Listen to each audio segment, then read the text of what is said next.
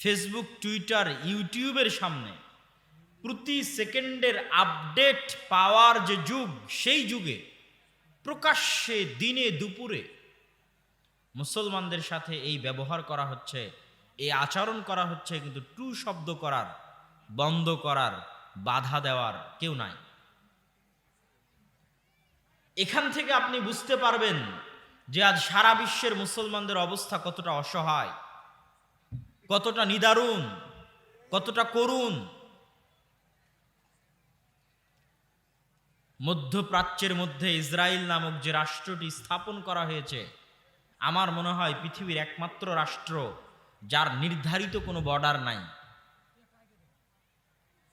প্রতিটা দেশেরই একটা বর্ডার আছে, যে আমি এই সীমানা হচ্ছে আমার।